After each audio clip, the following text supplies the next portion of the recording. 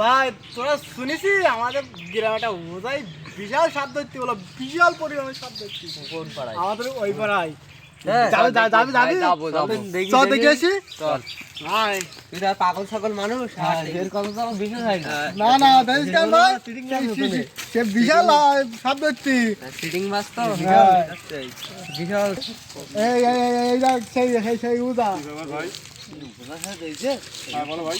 দেখ ভালো লাগছে না এবারে দেখ ভাই আমাদের এই জায়গায়, আমাদের এই গ্রামে একটা বিরাট একটা সাপ বেড়ায়, কি বিরাট একটা সাপ বেড়ায়। তা এই বিষয় ধরে লাগি ভাই চলো চলো আমি তো এক মাস ধরে ওর খুঁজছি। চলো আমাদের পাড়ায়। সামনে কে তুই পাগল চুপ কর দিন। সূত্র ওরম করলে আমাদের খেলো না কোন গ্রাম কে ভাই? দেখতে পাচ্ছ?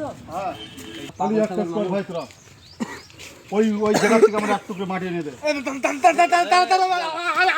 আমি আনছি আমি আনছি পাগল দেখো, আমি আনছি আমি আনছি ও বলো পাগল বলো। এই এই এই মাটি এই এই মাটি দেখ আরে দেখ কি এই তো আশপাশে নাগিনটা আছে, বিষয় ধরে নাগিন এখানে আছে। হ্যাঁ হ্যাঁ চলি তোমরা এক কাজ করো, তোমরা সব সাইডে চলে যাও, চলি আমি এখানে বাঁশি বাজাবো, তোরা সাইডে চলে যাও।